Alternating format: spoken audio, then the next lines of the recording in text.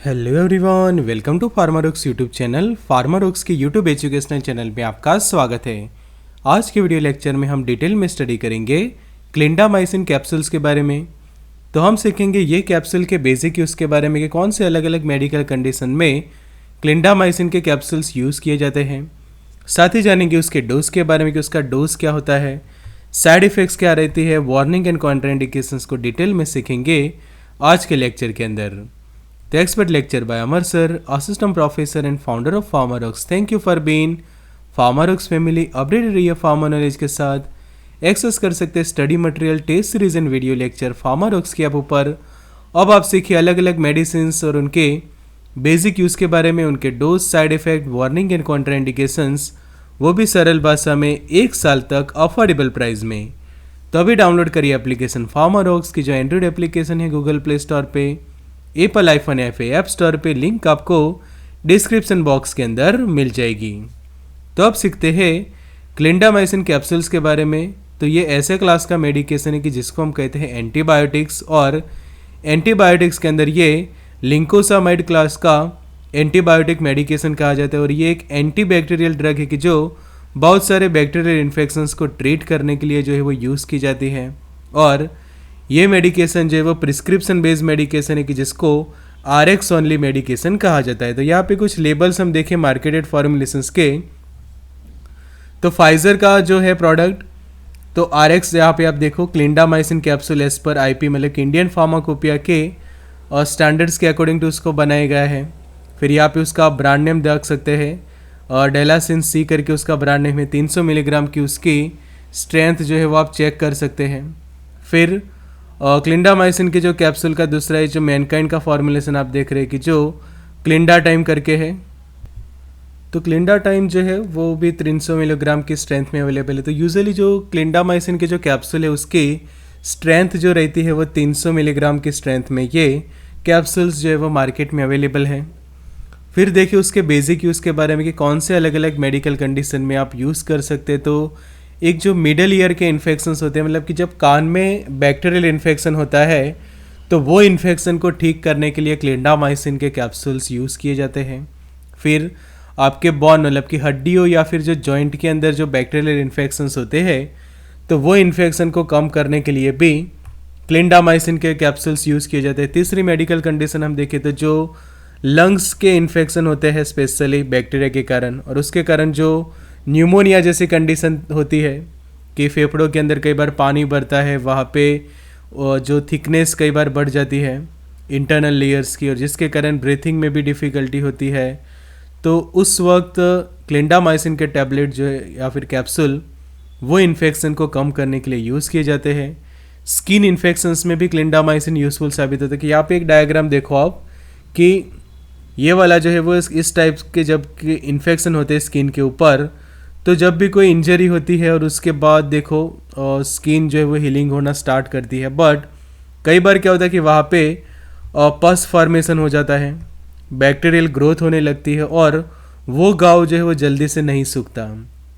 तो क्लिंडामाइसिन के जो कैप्सूल्स है वो घाव को सुखाने के लिए भी आप यूज़ कर सकते हैं। किस तरह से घाव जो है अच्छे से सूख जाएगा, और स्किन इन्फेक्शंस या फिर स्किन से जुड़ी जो भी कोई प्रॉब्लम्स होते हैं कि कट हुआ है, वाउंड हुआ है, और वो जल्दी से वहाँ पे वो सूख नहीं रहा है, वो नॉर्मल नहीं हो रहा, तो उस वक्त बैक्टीरियल इन्फेक्शंस को ट्रीट करने के लिए और साथों साथ प्रिवेंट करने के लिए क्लिंडामाइसिन के कैप्सूल्स यूज़ किए जाते हैं। फिर PID के अंदर भी ये काफ़ी यूज़फुल होता है कि जिसको पेल्विक इन्फ्लामेटरी डिसीज़ जो हम कहते हैं, तो उसमें भी काफ़ी यूज़फुल है कि जिसके अंदर स्पेशली ओवेरीज के अंदर सूजन देखने को मिलती है, यूटेरस में सूजन देखने को मिलती है, फेलोपियन ट्यूब में सूजन होती है। तो उस वक्त PID को भी ये मेडिकेशन जो है वो ठीक करता है।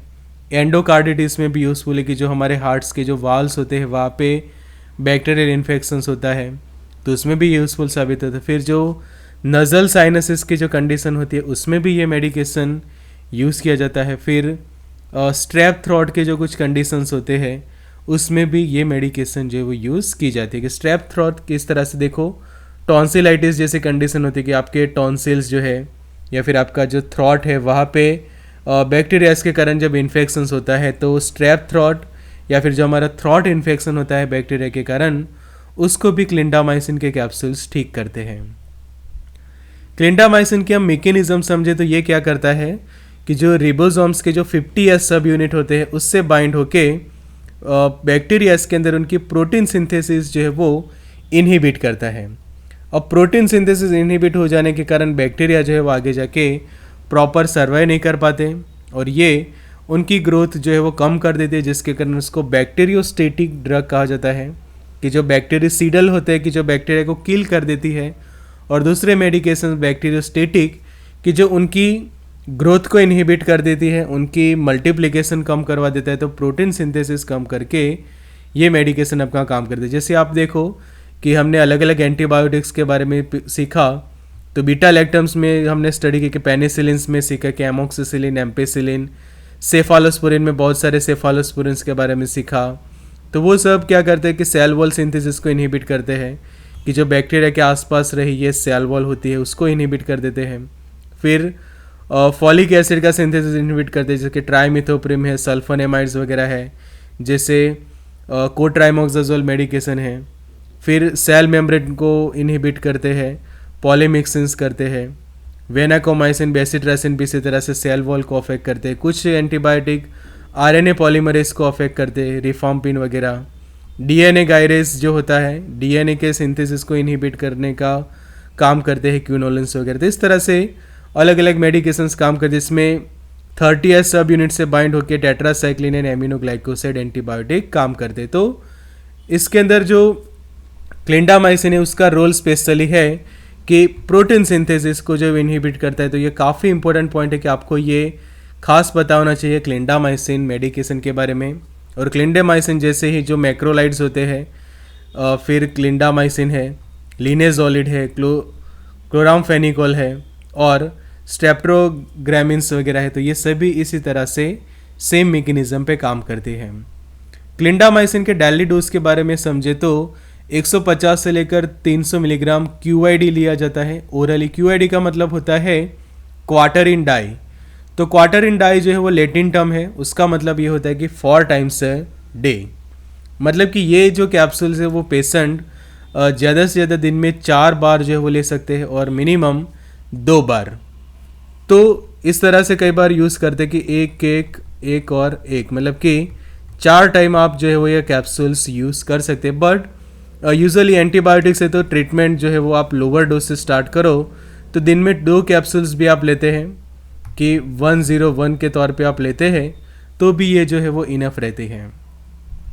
आगे उसके कुछ साइड इफ़ेक्ट्स डिस्कस करें तो अनप्लीजेंट मेटालिक टेस्ट हो सकता है। अनप्लीजेंट मतलब कि ऐसा टेस्ट कि जो आपको पसंद ना आए, मेटल जैसा टेस्ट आपको आपकी जीभ के ऊपर लगेगा अगर क्लिंडामाइसिन के कैप्सूल्स आप यूज़ करते हैं। कुछ लोगों को नोज़िया वॉमिटिंग हो जाता है, उल्टी हो जाती है और जी घबराता है, बेचैनी से फील करते हैं और फिर उनको उल्टी हो जाती है। कई बार कुछ लोग जॉइंट पेन वगैरह फील करते हैं। और फिर जो स्वेलोइंग में कि आप जब भी कुछ चीज़ स्वेलो करते हैं कि पानी भी स्वेलो करते हैं या फिर कुछ खाना, तो उस वक्त आपको पेन जैसा कई बार फील होता है। कुछ लोग हार्ट बर्न मतलब कि सीने में जलन होता है ऐसा फील करते हैं। वाइट पैचेस कुछ लोगों को फॉर्म होते हैं उनके माउथ के अंदर। फिर कुछ केसेस के अंदर वाइट वजाइनल डिस्चार्ज आपको देखने को मिलता है कि काफ़ी थिक और वाइट कलर का वजाइनल डिस्चार्ज। तो ये एक साइड इफेक्ट डेवलप करता है clindamycin. And burning, itching and swelling of the vagina, मतलब कि जो वजाइना का जो पोर्शन है वहाँ पे आपको कई बार बर्निंग जैसा फील हो, ईचिंग जैसा फील हो या फिर स्वेलिंग। तो अगर ऐसा कुछ भी साइड इफेक्ट आपके अंदर देखने को मिलती है क्लिंडामाइसिन को लेने के बाद, तो तुरंत क्लिंडामाइसिन को लेना बंद कर देना चाहिए। आगे हम देखिए उसके वार्निंग्स। तो ये क्या करता है मेडिकेशन, और जो डेंजरस कुछ ऐसे बैक्टीरियाज होते हैं हमारे इंटेस्टाइन के अंदर के, जैसे कि क्लोस्ट्रीडियम डिफिसिल बैक्टीरिया है, तो उनकी जो ग्रोथ है वो हमारे इंटेस्टाइन के अंदर करवा सकता है। कि यहाँ पे जो डायग्राम में आप बैक्टीरिया देख रहे हैं कि वो है क्लोस्ट्रीडियम डिफिसिल बैक्टीरिया। तो अब ये बैक्टीरिया क्या करते हैं, हमारे इंटेस्टाइन के अंदर काफ़ी ज़्यादा ग्रोथ कर देते कि जो लार्ज इंटेस्टाइन का जो पोर्शन है कि जिसको यूजुअली हम कॉलोन कहते हैं, तो वहाँ पे ये बैड और हार्मफुल बैक्टीरियाज की जो ग्रोथ होने के कारण एक लाइफ थ्रेटनिंग कंडीशन प्रोड्यूस होती है कि जिसको कोलाइटिस कहा जाता है। कि लार्ज इंटेस्टाइन का जो इन्फ्लामेशन होता है, कि वहाँ पे सूजन होती है कॉलोन के अंदर, तो उसको मेडिकल टर्म में हम कोलाइटिस कहते हैं। तो अगर क्लिंडामाइसिन आप लंबे समय तक यूज़ करते हैं तो कई बार ये प्रॉब्लम होती है। तो ज़्यादा से ज़्यादा 3-4 दिन तक, या फिर जो भी आपके डॉक्टर या फिर फार्मासिस्ट आपको रिकमेंड करते हैं उसके अकॉर्डिंग टू ही लेना चाहिए। लंबे समय तक लेने से ये एक वार्निंग जो है वो खास रहती है क्लिंडामाइसिन के लिए। आगे समझे तो उसके कॉन्ट्राइंडिकेशंस क्या है, कि अगर आपको अल्सरेटिव कोलाइटिस है, कि एक वार्निंग है कि अगर आप क्लिंडामाइसिन यूज़ कर दे तो आपको अल्सरेटिव कोलाइटिस हो सकता है। बट ऑलरेडी आप अल्सरेटिव कोलाइटिस के पेशेंट हैं, कि इंटेस्टाइन के आपके अंदर आपको सूजन है ऑलरेडी, तो क्लिंडामाइसिन यूज़ ना करें, वरना ये कंडीशन आपकी और ज़्यादा ख़राब हो सकती है। कई बार लोग क्या करते हैं कि आधी अधूरी इन्फॉर्मेशन को देख के, एंटीबायोटिक समझ के कुछ भी ऐसे बैक्टीरियल इन्फेक्शन में मेडिकेशंस ले लेते हैं। बट सबसे इम्पोर्टेंट है कॉन्ट्राइंडिकेशंस की स्टडी करना। तो क्लिंडामाइसिन के अंदर ज़रूरी है कि आप बैक्टीरियल इन्फेक्शन में तो यूज़ कर सकते हैं, बट बैक्टीरियल इन्फेक्शन अगर आपका इंटेस्टाइन का और उसमें भी अल्सरेटिव कोलाइटिस है तो उसमें कभी भी क्लिंडामाइसिन यूज़ ना करें। सेकंड, मायस्थेनिया ग्रेविस के जो पेशेंट होते हैं कि जिनको एक स्केलेटल मसल्स का डिसऑर्डर होता है, तो मायस्थेनिया ग्रेविस के जो पेशेंट भी क्लिंडामाइसिन को यूज़ ना करें। तीसरा, कि अगर आपको डायरिया हुआ है, दस्त हुआ है और उसका रीज़न क्लोस्ट्रीडियम डिफिसिल बैक्टीरिया है, कि आपके इंटेस्टाइन्स के अंदर या फिर आपके गैस्ट्रोइंटेस्टाइनल ट्रैक के अंदर ये बैक्टीरिया की ग्रोथ होने के कारण आपको दस्त हो गए हैं, डायरिया हो गए हैं, और रीज़न पता चलता है कि इसका रीज़न ये क्लिंडामाइसिन था या फिर दूसरी कोई एंटीबायोटिक से आपको हुआ था, तो उसके इलाज में ये मेडिकेशन को कभी भी यूज़ नहीं करनी चाहिए। या फिर किसी और एंटीबायोटिक से भी समझो कि डायरिया हुए हैं, या फिर डायरिया ऐसे ही आपको हुए हैं और उसका रीज़न था ये क्लोस्ट्रीडियम डिफिसिल बैक्टीरिया, तो क्लिंडामाइसिन को यूज़ ना करें। बिकॉज जैसे हमने अभी सीखा कि क्लिंडामाइसिन जो है वो क्लोस्ट्रीडियम डिफिसिल बैक्टीरिया की इंटेस्टाइन में ग्रोथ करवा सकता है, और यही बैक्टीरिया का समझो कि आपको इन्फेक्शन हुआ है और उसमें क्लिंडामाइसिन लेते हैं तो वो इन्फेक्शन और ज़्यादा फैलेगा। तो ये खास आपको ध्यान रखना है।